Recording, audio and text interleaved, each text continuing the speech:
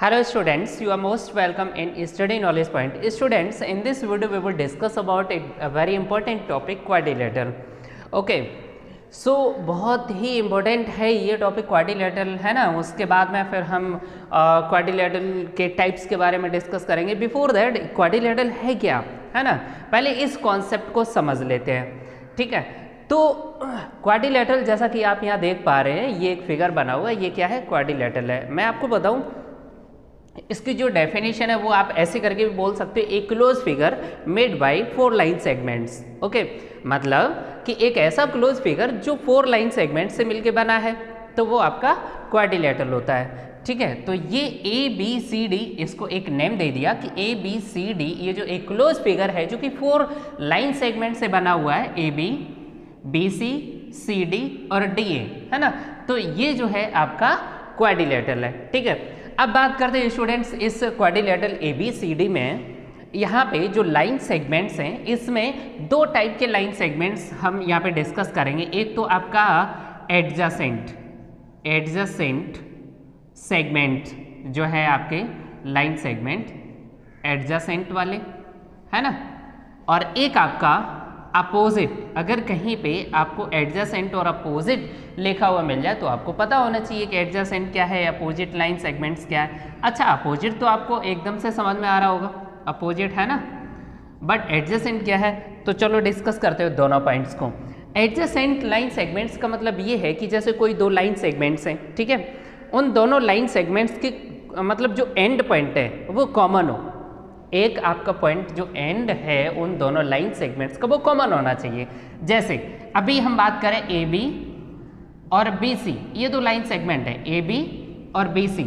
इन दोनों line segments का एक जो है ना, ए बी का एंड पॉइंट आप ये मान के चलिए, है ना, ए बी का एंड पॉइंट बी है, और ये जो सी बी है लाइन सेगमेंट, इसका भी एक एंड पॉइंट जो है वो बी है, मतलब सेम है, दोनों का एक कॉमन पॉइंट है बी. तो हम ए बी और बी सी को एडजेसेंट बोलेंगे. ठीक है ना.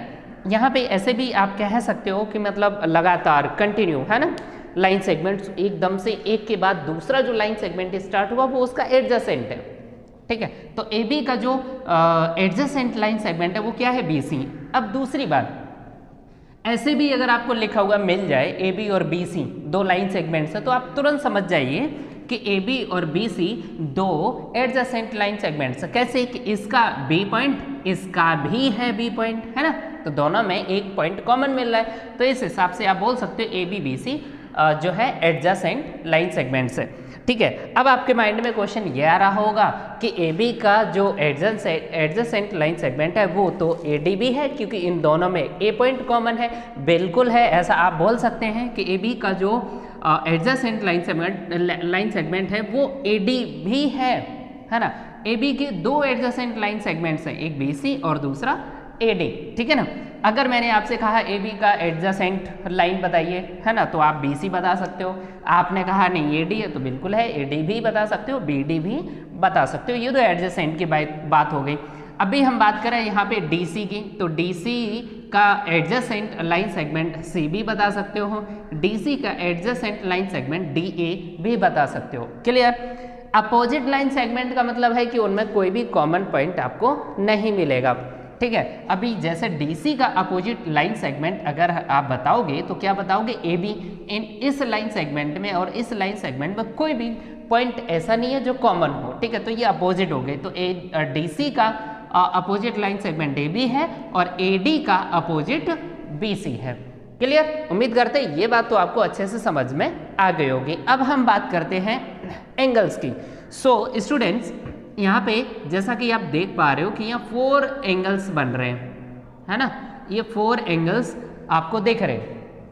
क्वाड्रिलेटरल के इन 4 इंटीरियर एंगल्स में देखो, यहाँ पे एक वर्ड आ गया इंटीरियर. मैं आपको बता दूं, इंटीरियर जो उस क्वाड्रिलेटरल के इनसाइड में एंगल बन रहे हैं. ठीक है, तो अब आउटसाइड में कौन से बन रहे होंगे? वो एक्सटीरियर एंगल होते हैं. कौन से, वो अभी हम बाद में बताएंगे. पहले आप इंटीरियर एंगल्स की बात करें तो angle A, angle B, angle C, angle D.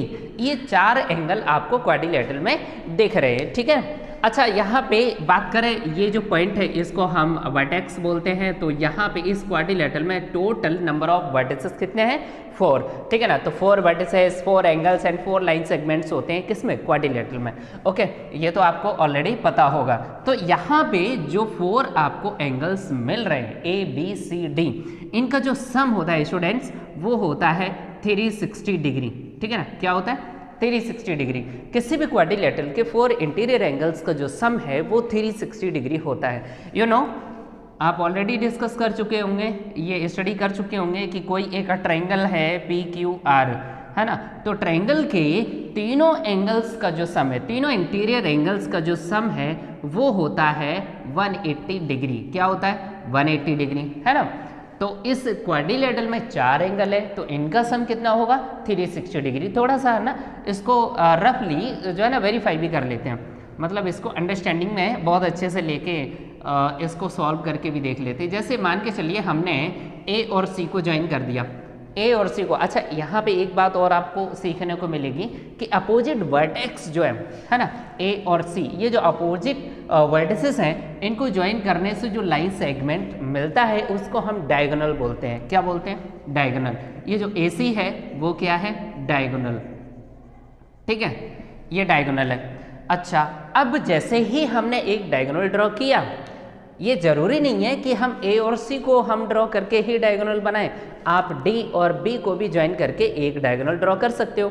Diagonal जैसे ही हमने ड्रॉ किया वैसे ही आपको दिख रहा होगा कि एक ट्रायंगल ये बन गया और दूसरा ट्रायंगल नीचे बना। You know, sum of all interior angles of a triangle is equal 180। तो इसका जो है ना, यहाँ पे जो 3 एंगल बन रहे हैं इनका सम 180, इसका भी सम 180, तो टोटल ओवरऑल कितना हो जाएगा? 360। Therefore, sum of all interior angles in a quadrilateral is equal 360 degree. Clear? ठीक है, तो ये बात आपको समझ में आ गई अच्छे से। अब बात करते हैं एक्सटीरियर एंगल की। अगर इस लाइन सेगमेंट को हम आगे तक इसको बढ़ा दें, ठीक है ना, let's say this point P, है ना। अब ये जो AP है, ये जैसे ही एक नया लाइन सेगमेंट अब हमने AP बना लिया, तो ये जो क्वाड्रिलेटरल के बाहर एंगल जो बन रहा है, ठीक है, ये है एक्सटीरियर एंगल। क्लियर? ये क्या है? Exterior angle. इसका जो नाम है वो आप CBP बता सकते हो, ठीक है, या PBC बता सकते हो। तो यहाँ अब समझिए ध्यान से कि ये जो एक्सटीरियर एंगल हमने ड्रॉ कर दिया है, ठीक है ना, यहाँ इसको अगर हम बढ़ा दें, इस लाइन सेगमेंट को हम बढ़ा दें BC को, let's say this point Q, तो ये जो BQ एक नया लाइन सेगमेंट मिला, ये एक एक्सटीरियर एंगल बना रहा है यहाँ पे क्वाड्रिलेटरल का, है ना। इसी तरीके से इस CD को हम आगे तक बढ़ा दें तो यहाँ पर एक एक्सटीरियर एंगल मिला। इसी तरीके से हम DA को आगे तक बढ़ा दें तो एक एक्सटीरियर एंगल ये मिला।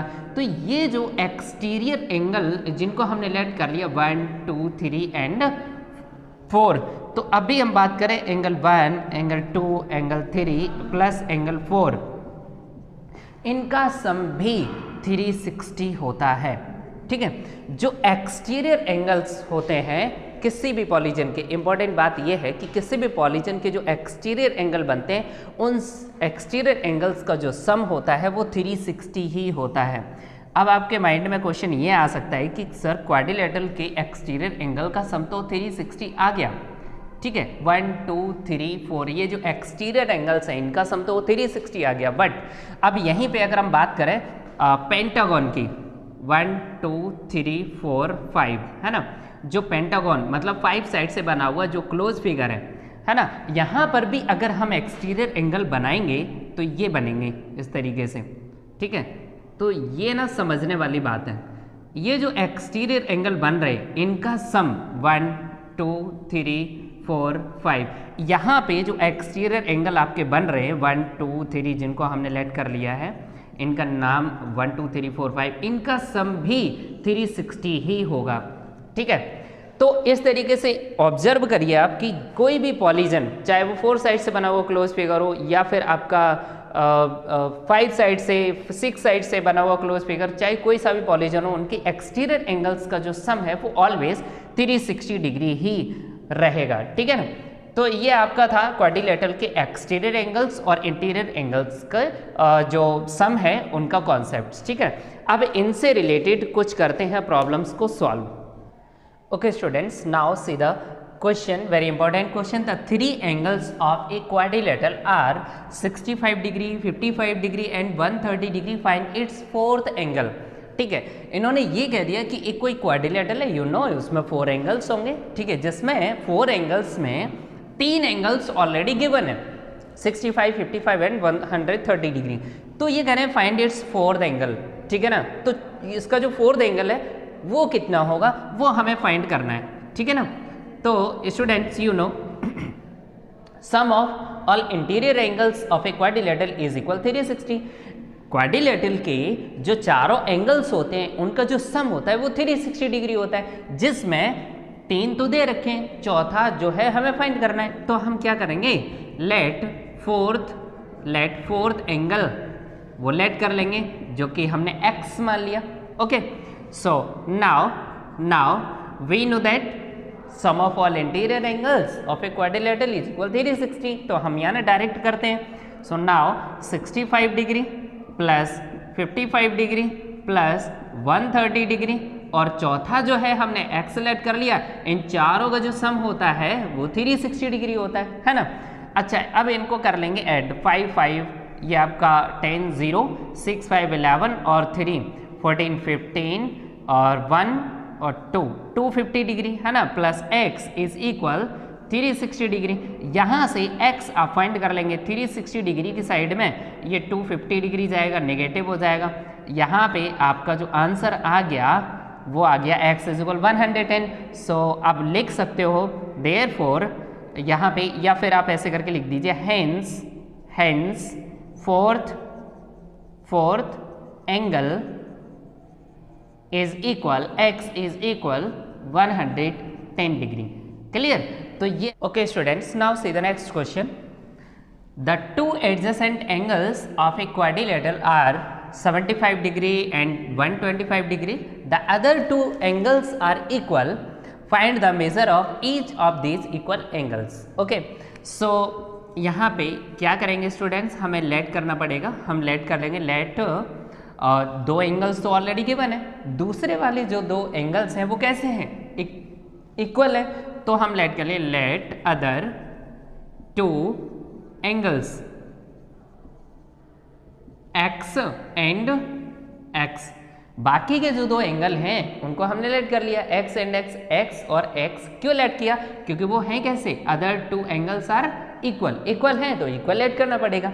नाउ यू नो कि सभी एंगल्स का जो सम है किसके, क्वाड्रिलेटरल के, है ना। चारों एंगल्स का जो सम है वो 360 डिग्री होता है, वो हमने यहाँ पे लिख लिया।